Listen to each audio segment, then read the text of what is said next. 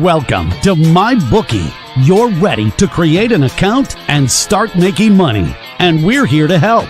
And remember, you can get a bonus of up to $1,000 on your first deposit. Now you're ready to bet. Just go to mybookie.ag, visit the sportsbook, click on your bet, and input the amount you want to risk or win in the bet slip. Yes, it's that easy. Just remember, at MyBookie, you play, you win, you get paid.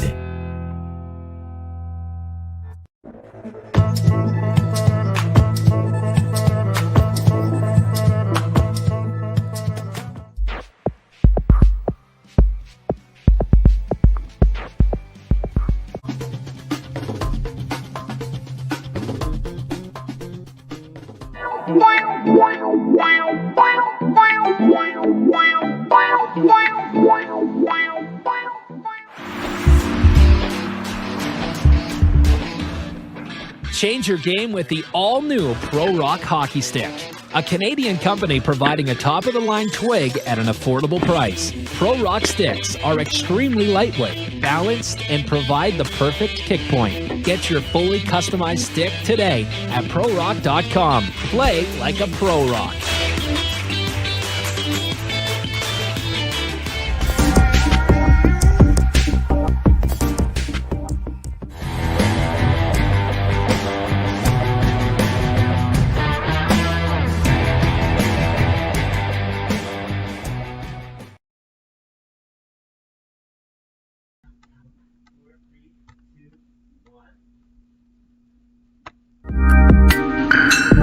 Welcome to Glenn's Dynamic Sports Corner on 12 Ounce Sports. I'm your host, Glenn Kaplan. We are live in Baltimore, Maryland, home of the Baltimore Orioles and the Baltimore Ravens. Hope you're all excited for today's show. Happy Thursday, everybody. This is going to be a great show today, the 154th show. And this is a much better center view down here in my basement than it actually is upstairs in my bedroom. And we have a lot to get into today. I mean, I just completely woke up on the wrong side of the mountain this morning. Nothing is really attempted to go my way today. I mean, let me try this light over here. Hopefully this... so much better. There we go. Now you can see me. The light is better, and now you can see me. So let's get started with today's show. Let's start with Bill Belichick. The New England Patriots missed the playoffs last year. Alright, so they missed the playoffs last season. What does Bill Belichick do? He goes on a shopping spree in free agency. But you want to know what Bill Belichick actually did? Do you know where everyone goes play on the fantasy dynasty in Madden? And he turns off the salary cap? That's what Bill Belichick did. He turned off the salary cap so he could sign potentially every player in the book. He's upset. He went 7-9 last year and missed the NFL playoffs. And he was super mad that Tom Brady won the Super Bowl in his first year with Tampa Bay Buccaneers. So you want to know what's funny with the New England Patriots missing the playoffs? Their fan base, one guy has already texted me yesterday saying they're going to be back in the playoffs. Watch out for the New England Patriots. I'm sitting there like, I'm just laughing. I'm like, ha ha ha ha ha ha. No, you're still not better than the Buffalo Bills and Josh Allen. You may not be even better than the Miami Dolphins. You're not better than the Kansas City Chiefs. You're not better than the Cleveland Browns. You're not better than the Tennessee Titans or the Indianapolis Colts. Let's just start right there. They're not better than any of those teams. Yeah, I know they signed guys like Nelson Aguilar and Kendrick Bourne and Jonnu Smith. And also Hunter Henry. And then you get Matthew Judon on the defensive side of the ball, Jalen Mills, and Devon Gacho. But and they also got back Kyle Van Noy.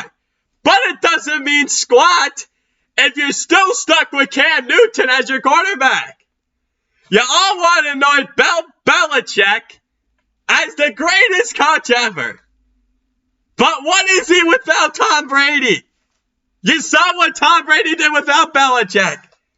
And yeah, he meant stack his roster, but if Cam Newton lays an egg on the football field, then what in the high seas are you going to do and potentially win next year, because you're not going to if he plays bad again?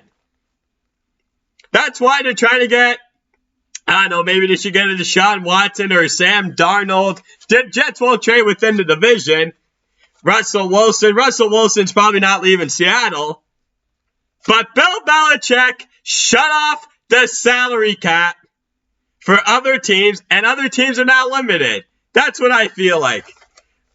All these signings absolutely mean nothing. Paper champions, please. The ones that might be running it back next year, the Tampa Bay Buccaneers, but they don't like the phrase running it back. Bruce Arians likes to say go for two. Let's move on to my next segment. How about the New York Giants signing Leonard Williams to a 3-year, $63 million contract extension after they decided to franchise tag him? And yeah, they let Dalvin Tomlinson walk. But Leonard Williams, they felt like was more important to the New York Giants defense than Dalvin Tomlinson. And they made another signing. They signed another player from the Minnesota Vikings on a 1-year deal.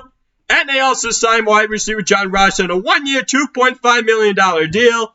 And there are reports this morning that New York Giants players want to sign wide receiver Kenny Golladay, who is in free agency, who played his first few years in the NFL with the Detroit Lions. And you continue to upgrade the receiver crop for Daniel Jones. You had 10 to 11 million in cap space. You could give Golladay his money, his cash. He's a big physical freak in nature. Remember when the New York Giants signed Plaxico Burress from the Pittsburgh Steelers? He was almost a bust, and look how it worked out for them. This would be the same thing. A younger, athletic version of Plaxico Burress when he was once upon a time, and they won the Super Bowl a couple of years later.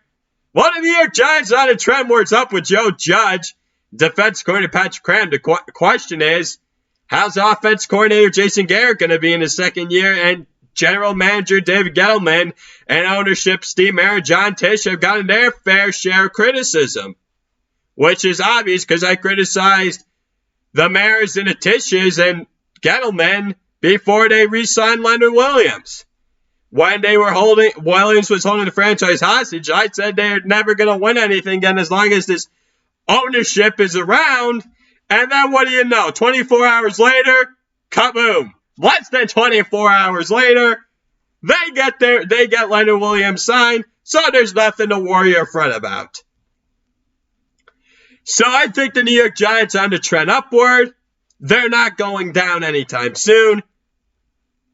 If you asked me this morning, and I'm going to get to the Washington football team in a minute with the Ryan Fitzpatrick or the Samuel signing, but they're another team in the NFC East that are trending up. We laughed about the NFC East last year. Watch them be one of the best divisions next year, NFC at least, whatever. Eliminate the Philadelphia Eagles because they ain't going anywhere. The Dallas Cowboys ain't doing squat either next year. You can forget them. They have no defense. Come down, watch the football team, the New York Giants winning that division. I'm telling you right now, it's one of those two teams. It wouldn't surprise me if both of those teams actually wind up making it to the playoffs next year.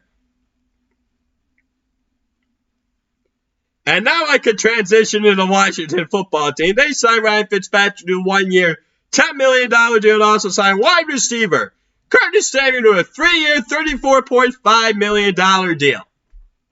Now, I like this a lot for the Washington football team because he will be the starting quarterback over Taylor Heinicke. I like Heinicke as a backup. And now you have Curtis Samuel and Terry McLaurin as the 1-2 punch. Logan Thomas at tight end. Maybe you could find another wide receiver in the later rounds of the NFL draft. In the first round, you're probably going to find an offensive lineman or another secondary piece.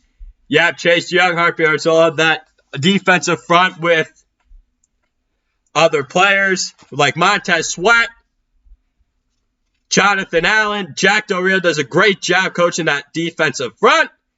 Ron Rivera, they call him Riverboat Ron for a reason. I'm telling you, they're going to be very good next year. Not Super Bowl teams, but they're a team that could pull off an upset. Maybe they actually gave the Tampa Bay Buccaneers the best shot last year in the playoffs with Taylor Heineke. But Ryan Fitzpatrick, I called it before the offseason started that he would sign with them on a one-year, $10 million contract. And I've had a couple other Washington fans talk to me about it, and they like that signing. And the thing is, Curtis Samuel, Terry McLaurin were roommates at The Ohio State University. Those guys, I'm telling you, Terry McLaurin and Curtis Samuel, they were roommates at Ohio State. Curtis Samuel and Terry McLaurin, they were like running back, wide receiver. And speaking of running back, wide receiver in the Scott Turner offense next year, here's what you're going to see a lot of. You know how Kyle Shanahan with Deebo Samuel, Raheem Mostert likes to run those misdirections, jet sweeps? You're going to see a lot of that with Antonio Gibson and Curtis Samuel. Yeah, Curtis Samuel can run those outer fades and those slot routes, but you're going to see Curtis Samuel a lot of running those misdirections and all that other fun stuff. So Antonio Gibson was a nice running back last year. Jamie McKissick's, you could maybe find another better number 2 running back, but they're going to be like the New York Giants. They're going to try and upgrade those skill players. Washington's got a better defense than New York. But everyone's questioning about Washington because Fitzpatrick's never been in the playoffs in 16 years in his NFL career. He's had actually a very up and down roller coaster career, but it's been illustrious. Probably the best player from the Ivy League at Harvard University, though, nonetheless. So I'm just going to say this. The Washington football team, New York Giants, is going to be a fun battle for the NFC East next year. That's my opinion on it all. Now let me transition. Let's see what else I have in store. I just got to make sure I'm in order here with my script to make sure I'm not going on anything. This is a very important signing by Bills Mafia and the Buffalo Bills. Is Emmanuel Sanders signs a one-year, $6.5 million contract with the Buffalo Bills. A veteran who's been there before: Pittsburgh Steelers, Denver Broncos, San Francisco 49ers, and New Orleans Saints. And he fills his role well as a number 2 receiver. This signing by the Buffalo Bills is telling me they're on their way to potentially winning it all next year. You lose to the Kansas City Chiefs in the AFC Championship game. You get crushed, you get annihilated despite being up 9-0 early. So General Manager Brady Beanie is trying to upgrade his roster at skill position-wise. And this is also credit to the culture that head coach Sean McDermott, offense coordinator Brian Daboll, and defensive coordinator Leslie Frazier are currently building with the Buffalo Bills. The Buffalo Bills may be the favorites next year in the AFC. Yeah, and I know the Kansas City Chiefs signed Kyle Long, and they also signed Joe Thuney, that 5-year, $80 million contract from New England Patriots. I understand that. But the Buffalo Bills know they got to get another running back. So let me tell you some of their roster, what their potential weapons might look like next year. And they lost John Brown, the Las Vegas Raiders, but that's not really of a downgrade. Really, Emmanuel Sanders is an upgrade to John Brown. Here we go. So Josh Allen's going to be thrown to Stephon Diggs, Emmanuel Sanders, Gabriel Davis, who has the potential to be the number 2 wide receiver, and you have Cole Beasley, who's a very nice number 4 receiver. You also have Dawson Knox at tight end. Keep an eye on them because they traded away Lee Smith to make cap space. They traded him to the Atlanta Falcons. Keep an eye on the Buffalo Bills and the Zach Ertz sweepstakes to try and lure him from the Philadelphia Eagles. If Zach Ertz goes to the Buffalo Bills, Vince might put him over the top in the AFC and maybe win Super Bowl LVI next year in Los Angeles. And don't even get me started on people, speaking of Los Angeles, saying that the Los Angeles Rams are going to win the the NFC next year, because that is a full load of baloney. You know what's funny? Matthew Stafford gets from the Detroit Lions in a trade to Los Angeles Rams, and now they lose everybody on defense. That's funny, because I'm telling you, not the Detroit Lions, the Los Angeles Rams roster may not be as good as we think next year. Let me see this for a second.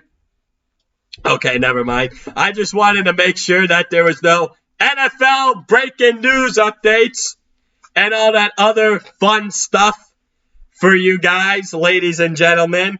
So I like the Buffalo Bills a lot next year in the AFC. So very quickly with the other NFL sites, because I have to get moving along here today. So Corey Davis signs New York Jets 3 years, $37.5 million. And keep an eye on Juju Smith-Schuster for the New York Jets here. And I'm telling you, that's another one. And Pittsburgh Steelers fans are going to be like, another player we lost to the Jets like Le'Veon Bell? Sheesh. Dalvin Tomlinson signs a 2-year, $22 million contract with the Minnesota Vikings. Andy Dalton signs a 1-year, $10 million contract with the Chicago Bears. And there is one other move that I do have. Bud Dupree. The Tennessee Titans get their pass rusher a 5-year, $82.5 million deal. To lead the Pittsburgh Steelers, go to the Tennessee Titans, and TJ Watt, I'm telling you, is good friends with Bud Dupree. He's very happy for him. Use promo code 12ounce sports, all caps, for deposit bonus up to $1,000 from my bookie. We are live on 12ounce sports. Quench your sports thirst. Glenn's Dynamic Sports Corner. Get up to $1,000 bonus with your first deposit. MyBookie.ag, 12ounce sports, promo 12ounce sports. And at 11:45 a.m. Eastern time today will be the first time in a few shows that I will have a guest calling into the show. Ben Mettello will be my special guest for today. He started his own podcast recently. He's on the Yinzer Report. It's a Pittsburgh sports radio thing. Yinzer, it's return. I guess it's kind of a cult thing for the Pittsburgh area. I've said it like once or twice on my show. I guess kind of with this, me wearing this hat, that's the only Pittsburgh team I like, truth be told. But I'm probably going to hobble him with all these Pittsburgh Steelers questions when he calls onto the show. Buckle up, ladies and gentlemen. You don't want to go anywhere. And as I do on every show, I would like to thank JB Beck, Cody Jensen, Tyler Valdez, Philly Pete, Lou Gamlin, Michael Cavales, and the rest of the 12-ounce sports crew for making these shows absolutely wonderful and splendid and professional, and whatever we always do here, we are growing with viewers, followers, and listeners. You know the drill. Give us a follow on our Facebook, Twitter, and Instagram pages. Now let me get into my next segment, and I somehow almost totally forgot about this. I do not know why. I almost forgot to talk about it. But luckily, I remembered to talk about it, because when I was writing up my preview for last night on my Twitter page, I'm like, oh, bleeping bleep. I can't believe I forgot about MLB bold predictions here. And I'm going to get into them at this very moment. And it kind of stuck up on me because I kind of forgot about spring training. And in 2 weeks from today will be opening night of the 2021 MLB season. So without further ado, let's get into my MLB bold predictions. So what are my MLB bold predictions for each team for the upcoming 2021 MLB season? Let's start with my team, the New York Mets. I think Michael Conforto will be the best player on the Mets this year. I could personally think he's going to have over 300 batting average, 30 home runs and 100 RBIs. He's that kind of player. He hits a ton of ropes. The RPR told the New York Mets, he could just hit a frozen rope at any given time. Pure swing. I remember seeing him in the minors back in 2015. I actually have an autograph of him right upstairs in my bedroom. And I still remember that from 2015, seeing him in Double-A with the Binghamton Mets on a red hot sunny day in June with my parents and my brothers. I still remember that. Next up, the Washington Nationals. Kyle Schwarber hits the most home runs on the team. Well, I do like Juan Soto a lot. I think he fills himself with grace and class on the roster because he's very outgoing. He's very nice. But Kyle Schwarber possesses himself with the most power on the Washington Nationals, who comes over for the Chicago Cubs.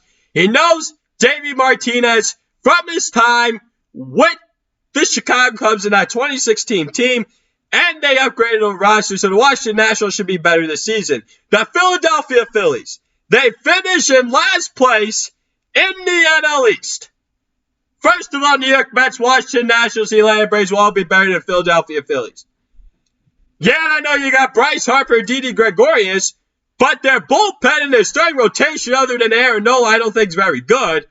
I don't think Joe Girardi's bad manager, but we thought that they had drafted well. But in reality, they have not.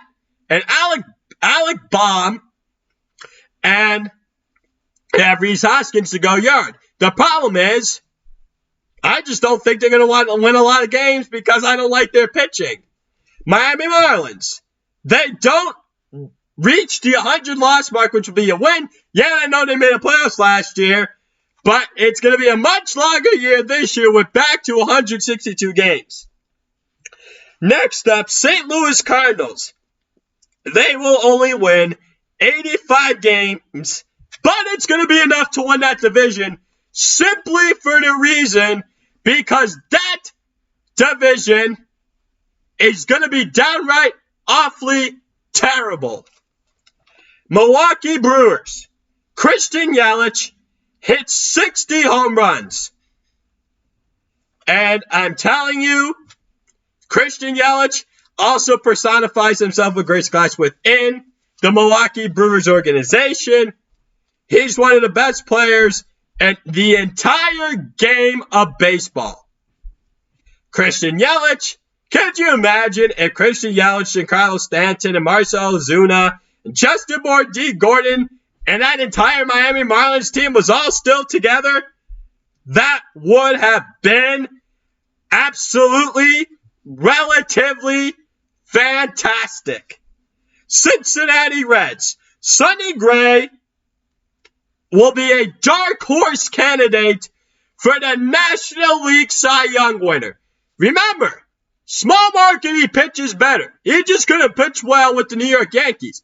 He was a American League Cy Young candidate basically every year with the Oakland Athletics in a smaller market, despite the fact that the Bay Area, technically speaking, because of San Francisco, Oakland, the Bay Bridge, and all that stuff, is technically a big area, but the sports media in San Francisco is not what it is like New York.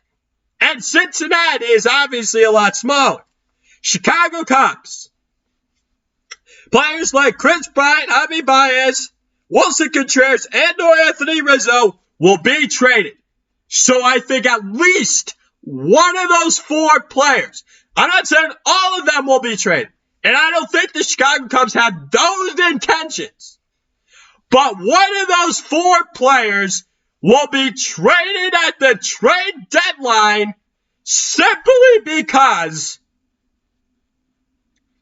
they want to replenish that farm system. They don't expect to contend despite winning the National League Central last season. The Pittsburgh Pirates, they will finish with over 100 losses easily and will have the worst record in the MLB once again. I don't need to say anything else about the Pittsburgh Pirates. I'm probably just going to leave that to my friend Ben Mattel, who's going to call on the show at 11:45 a.m. Eastern Time, and you simply don't want to go anywhere. I'm probably going to heckle him with a lot of questions.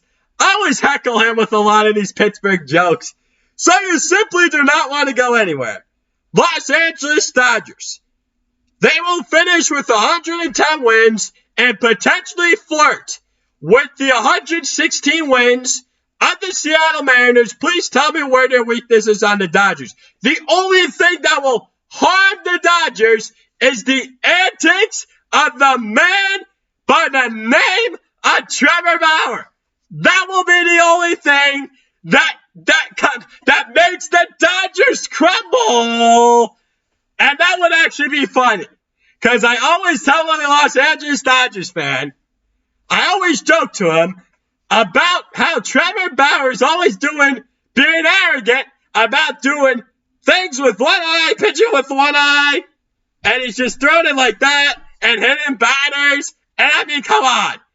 He's full of arrogance. He is full of arrogance. And I know his agent, Rachel Luba, she's done a wonderful job with everything she's done in trying to get him that contract. At the same time, I will still never forgive him for holding the New York Mets hostage, because New York Mets fans are going to be ready when he pitches at Citi Field this year. You better believe there's going to be a lot of heckling and I wanted to say schmeckling. I just wanted to make it rhyme. But I am telling you, there's going to be a lot of boos out there, and I can't wait for it. It's going to be fun. And the first home run that the Mets hit, and hopefully it's Francisco Lindor, his former Cleveland Indians teammate. It can be out here. Here, let me go up to the dish. Get that thing out of here. Throw the bat. Celebrate with wisdom. So just do it all. Because let's go Mets, baby. LFGM. That's right. And let's go. So, moving on from the Los Angeles Dodgers, the San Diego Padres. They will finish with 110 wins this year. Arizona Diamondbacks, they will have one of the best batting averages in the MLB, even though they probably will not make the playoffs because you have the Los Angeles Dodgers, San Diego Padres ahead of you. Colorado Rockies, Trevor Story will lead the team in home runs, RBIs, and batting average. San Francisco Giants, they will have one of the worst offenses in the MLB. Now let's transition from the National League to the American League. New York Yankees, they will have a top 5 starting pitching rotation. Now it's going to be much better than it was last year. Luis Severino, you have Jameson Taillon. Those are 2 guys, Domingo Germán. You lose Masahiro Tanaka, but I think they'll be okay. Jordan Montgomery will make a spot start every there, and Jonathan Loaizaga will too. Boston Red Sox, JD Martinez finishes with 40 home runs. Baltimore Orioles, John Means reaches the 200 to 250K strikeouts this year for the Baltimore Orioles. Toronto Blue Jays, I almost said the Toronto Raptors. 95 wins, Vladimir Guerrero Jr. wins AL MVP, and they win the AL East this season. Tampa Bay Rays. I can't believe I almost said the Tampa Bay Lightning. I'm in my hockey modes here, or basketball modes. He finished with 30 home runs and 90 RBIs. So just give me 1 second. So, next up here is the Cleveland Indians. They will have a bottom 5 offense in the entire Major League Baseball. Next up is the Kansas City Royals. Keep an eye on Bobby Witt Jr. He's going to get called up and do damage. He's been tearing it up in spring training. Next is the Chicago White Sox. They will win the American League Central. Minnesota Twins, Max Kepler hits 40 to 50 home runs. Detroit Tigers, another 100-loss season for them. Houston Astros, Kyle Tucker steals 40 to 50 bases. Well, I don't know what's with me today. I wanted to say the Houston Texans, not the Houston Astros. Oakland Athletics, Matt Chapman, AL MVP finalist. Los Angeles Angels, Anthony Rendon will have a better year than Mike Trout. Seattle Mariners, Jarred Kelenic gets called up and dominates as well here. Texas Rangers, Joey Gallo gets traded at the trade deadline. Texas Rangers have to start a rebuild for the farm system because in reality, they have basically the worst farm system in the entire Major League Baseball. Now let's get to the National Hockey League. But before I get to the National Hockey League, use promo code 12 Sports, all caps, for deposit bonus up to $1,000 for my bookie. We are live. On 12 Sports, mybookie.ag. Quench your sports thirst. Get up to $1,000 bonus with your first deposit. Once again. And then, in just about 14 minutes from now, on my show, Ben Mettello will be calling me live onto the show. And you simply do not want to go anywhere, because I'm going to heckle him with a lot of questions about Pittsburgh sports, and you don't want to go anywhere. Maybe I'll find a way to get under his skin one way or another, as I always do during our text conversations like Colin Coward does with Nick Wright a lot of the times. So we'll see where it goes right here on 12 Sports. So let's get into Tuesday night's game recap between a battle of the heavyweights between the New York Islanders and the Washington Capitals. So the Islanders do not have Anders Lee for the rest of the regular season, which is a big-time blow for this team. So two names that have come up for them to replace Anders Lee in the trade is Taylor on the Buffalo Sabres or Kyle Palmieri, the New Jersey Devils. Keep an eye on those two names. And I'm sure Lou Lamoriello, the president of hockey operations and the general manager, will find a way to make a trade for one of those two. And they should beat the Philadelphia Flyers tonight. But my Uncle Frank, as he always does, going crazy. And if they lose, that they should forfeit the rest of the season. I'm like, come on now. Let's not get carried away here. And I'm telling you, the New York Islanders will be fine without Anders Lee, as long as Matthew Barzal, Brock Nelson, Oliver Walsh, Kiefer Bells, and Josh Bailey and others continue to step up. And as long as Barry Trotz, coach, and Semyon Varlamov and Ilya Sorokin are splitting time between the net, there's nothing to be afraid of or ashamed of. But speaking of the Washington Capitals, if you were to ask me this morning what I feel about them, the Washington Capitals are the second favorites, in my opinion, to win the Stanley Cup other than the Tampa Bay Lightning. Can you tell me a weakness on this Washington Capitals team? And yeah, I know they have lost 4 games out of 2 against Pittsburgh Penguins. But here's a key statistic that you hockey fans don't know about that matchup. Pittsburgh beat them twice in a 3-on-3 overtime. What's the translation of that in the Stanley Cup playoffs? That the Washington Capitals do not have to worry about those 3-on-3 matchups. And those 5-on-5 game matchups, it's a 2-2 split, which means those teams are evenly matched. And Washington is more physical, and I think they got a better third and fourth lines than Pittsburgh does this morning.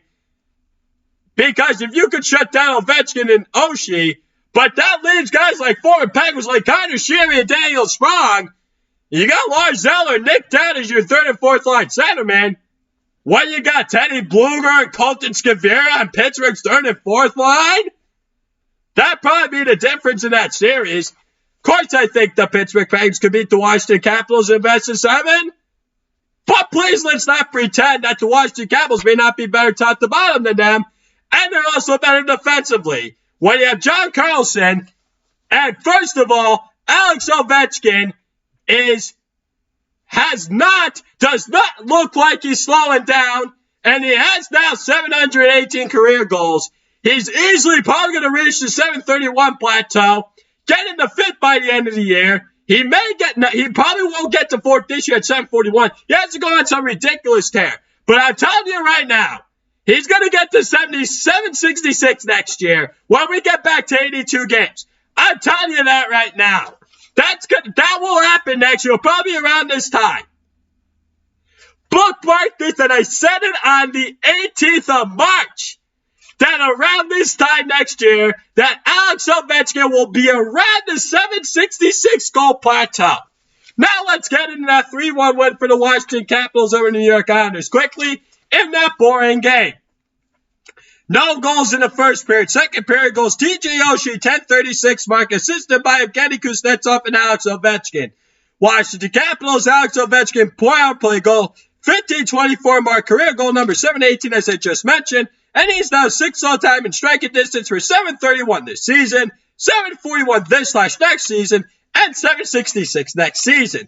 What Ovechkin has done is simply remarkable, and his goal was assisted by former Pittsburgh Penguins defenseman Justin Schultz and Nicholas Backstrom. Third period goes Washington, Nicholas Backstrom, 28 seconds into the third period mark. Power play goal assisted by Jakub Veron and John Carlson, New York Islanders. Oliver Wahlstrom, 4:17 mark, power play goal, unassisted. And Ovechkin's goal was also power play goal. Alex Ovechkin continues to be amazing. So this was about Barry Trotsch's P.L. Laviolette. And then Semyon Varlamov finished the game with 19 saves. New York Islanders. Ilya Samsonov finished the game with 21 saves for the Washington Capitals.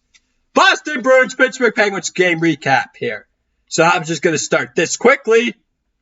So the Boston Bruins took down Pittsburgh Penguins once again Tuesday night by a final score of 2-1. Boston is taking out Pittsburgh in 3-4 meetings this season. I would honestly rather see the Penguins miss the Stanley Cup playoffs rather than face the Bruins, but I think it's a lock between Boston Bruins, Pittsburgh Penguins, New York Islanders, Washington Capitals in that East Division, though. I don't think the Philadelphia Flyers are going to make it. So Boston scored a game-winning goal at the 7:07 mark in the third period by Trent Frederick, assisted by Jakob Zobro and Patrice Bergeron. First period goes David Pastrnak on a power play, 3:20 mark, assisted by Brad Marchand and Matt Grzelcyk. Pittsburgh, Brandon Tanev, 50:22 mark in the first period, assisted by Evan Rodriguez as player captain. No goals in the second period. However, this game got chippy, and Brandon Tanev got ejected for a quote-unquote boarding penalty on Jared Tenorti. It was not a boarding penalty. It was maybe a 2-minute penalty, but that's about it. Tenorti also hurt Evgeny Malkin early in the hockey game. Malkin did not return. Tay Bluger's already out with an upper body injury longer term, according to head coach Mike Sullivan. And when Boston and Pittsburgh get chippy with each other between the Boston Bruins and the Pittsburgh Penguins, it doesn't fare well for the Pittsburgh Penguins, and the Boston Bruins play better. But if it's a speed game, the Pittsburgh Penguins do better than the Boston Bruins. I will be right back. I need to catch my breath here. We're going to commercial break.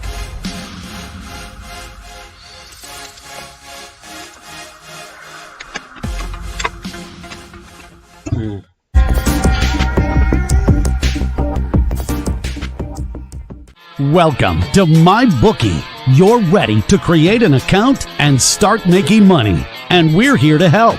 And remember, you can get a bonus of up to $1,000 on your first deposit. Now you're ready to bet. Just go to mybookie.ag, visit the sportsbook, click on your bet, and input the amount you want to risk or win in the bet slip. Yes, it's that easy. Just remember, at MyBookie, you play, you win, you get paid.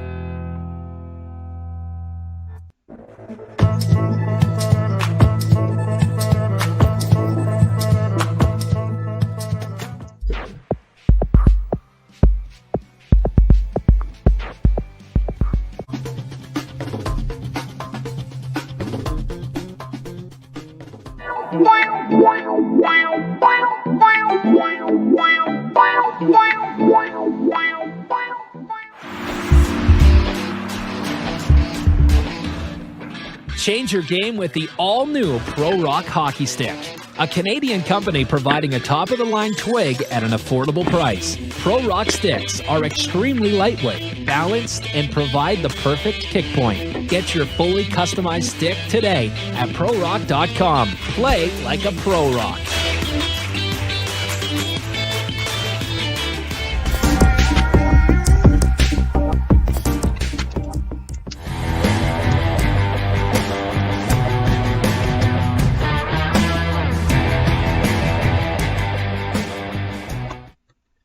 All right, ladies and gentlemen, I am back from commercial break.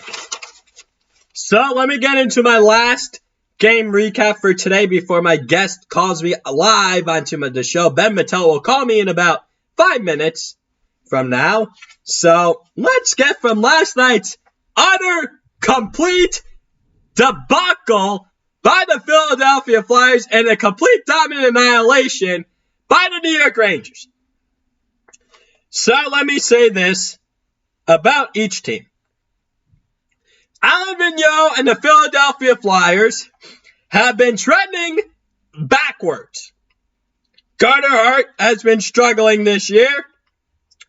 Maybe there was a reason why former general manager, now with the Pittsburgh Penguins, Ron Hextall, knew what he was doing with Carter Hart. Maybe it was a one-year wonder.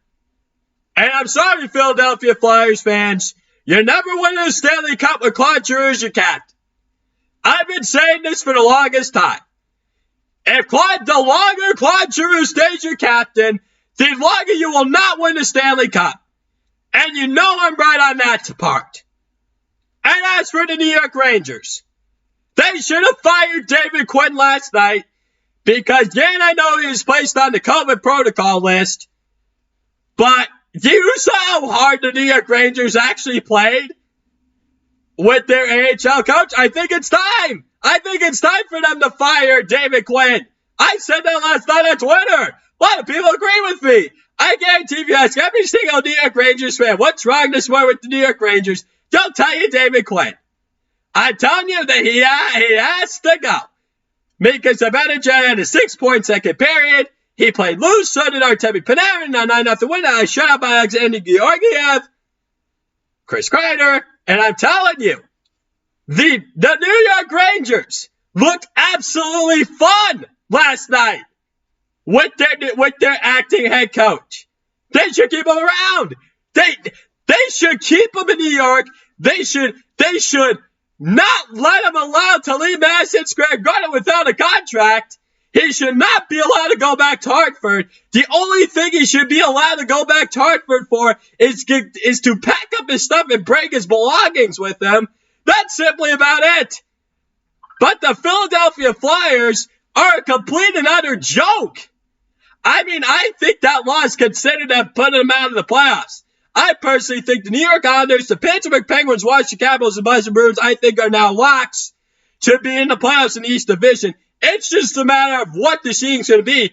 And another division that I think is also a lock with the 4 teams is the North Division with the All-Canadian Division with the Toronto Maple Leafs, the Montreal Canadiens, the Edmonton Oilers, and the Winnipeg Jets.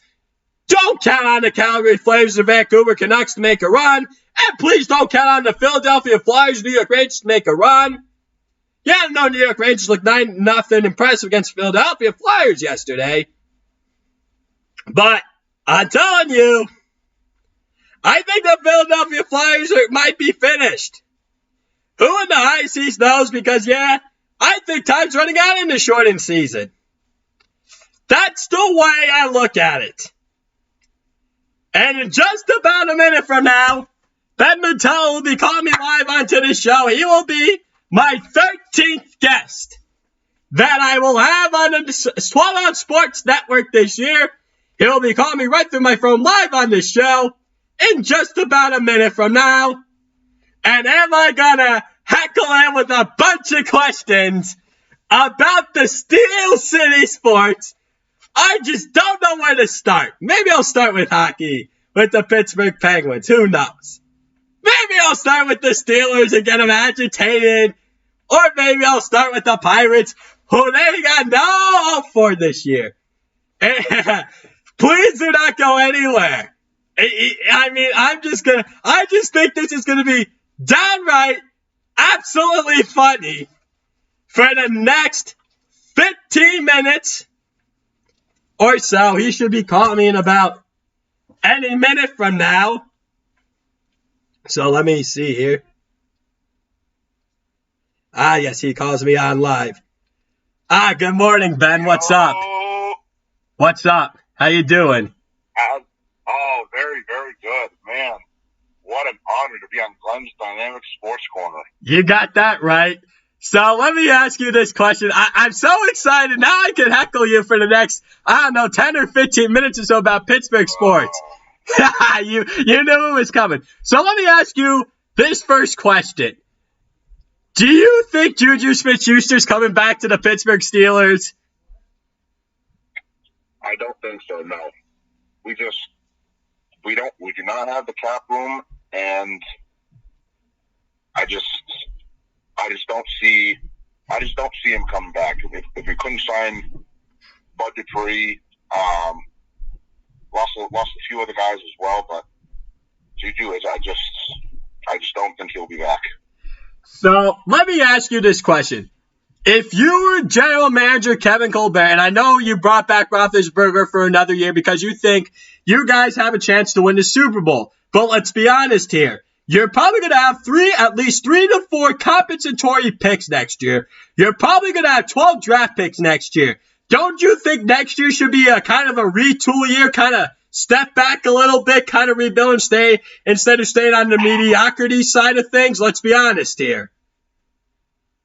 I mean, for most teams, I think it probably would, but I think because this, no matter what, this will be Ben's last year. I think we're trying to go all in and just try for one more while we still have Ben. But I do believe, like I said, for most teams, it kind of would be a rebuilding year or a retooling year. But when you have a quarterback like Big Ben Roethlisberger, you have to try. I mean, it makes a lot of sense. And staying with the Steelers, with Juju's absence, is Chase Claypool now the number 1 wide receiver? Then James Washington, I guess, becomes the number 2? Oh, no question. I think Chase Claypool will definitely be number 1 next year. Like, you look at his rookie season last year, he popped off. He had a great rookie season. He had the four touchdowns against the Eagles. That was fun. But I think he'll definitely be the number 1. James Washington, he'll be number 2. And then Deontay Johnson will play the slot. Well, I know you're probably going to lose Juju Smith-Schuster. It's probably you guys are probably going to find a way to draft another wide receiver because that's what you guys do well. And if you do draft another wide receiver, you guys are probably going to go draft a running back in the first round like a Najee Harris, Travis Etienne.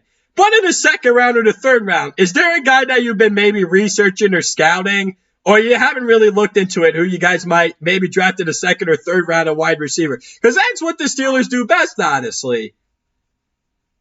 That's absolutely right. Like we do draft wide receivers the best out of any other position. But yeah, first round, dude, I think we definitely have to go Najee Harris, or if he's taken, then Travis Etienne. But I'd much rather Najee Harris. Second or third rounds,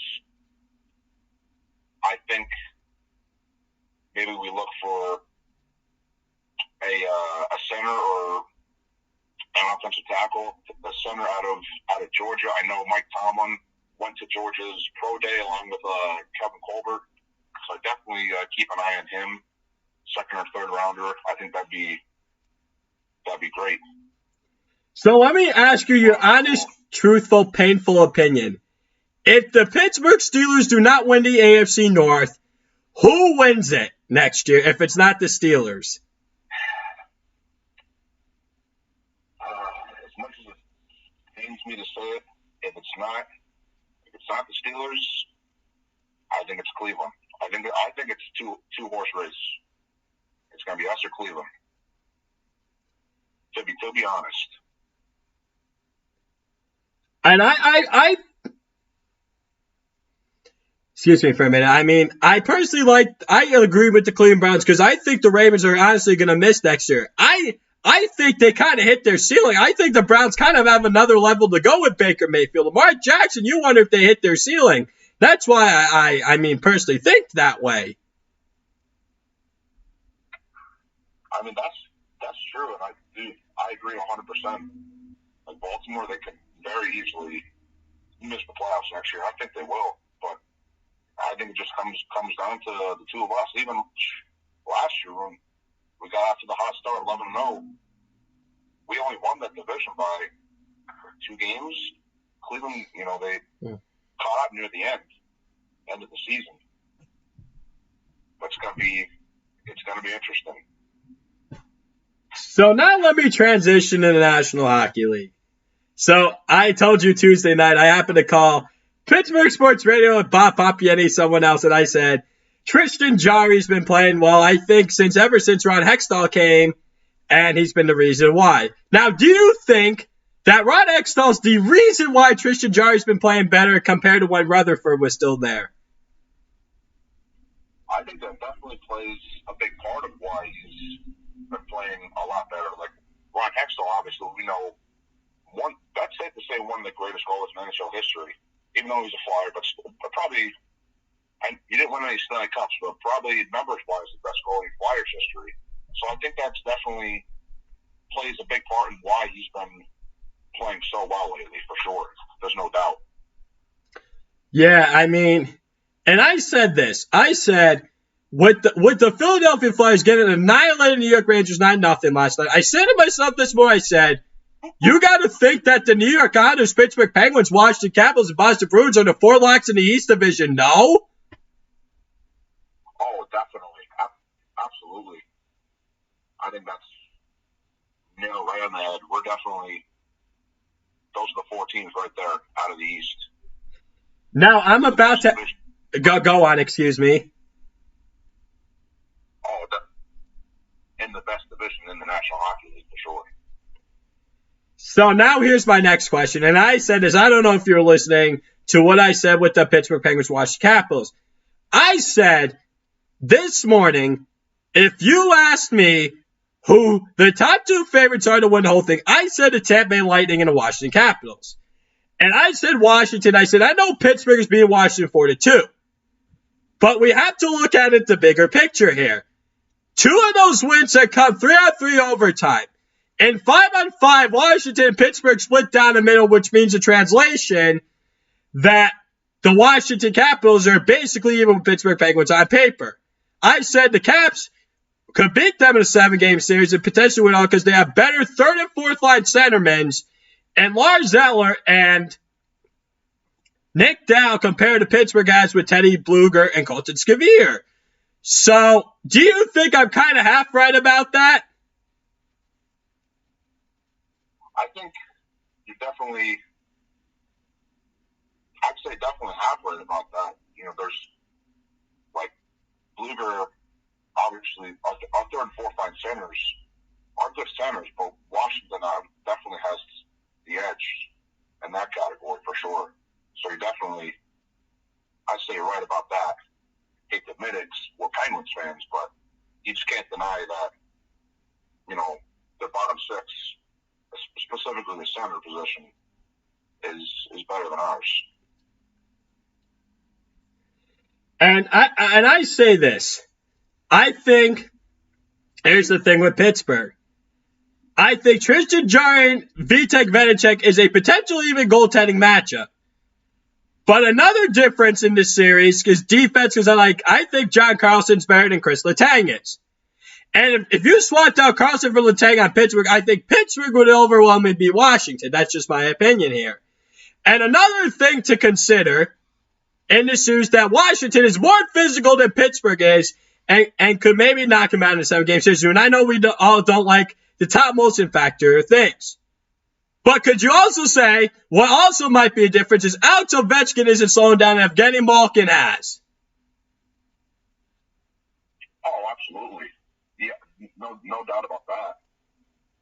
Like, I know Gino's been hot on this point streak, but when you look at Washington, and like you mentioned about John Carlson, back to that point, like I think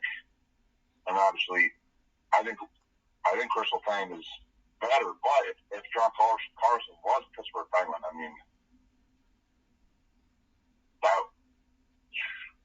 that'd be awesome. But 2, yeah, I agree as well that would make us and even more favor over Washington when it comes to that. You know what the hypocrisy in all this is with the Washington Capitals Pittsburgh Penguins rivalry? They say, oh, these two teams hate each other. But let's be serious here.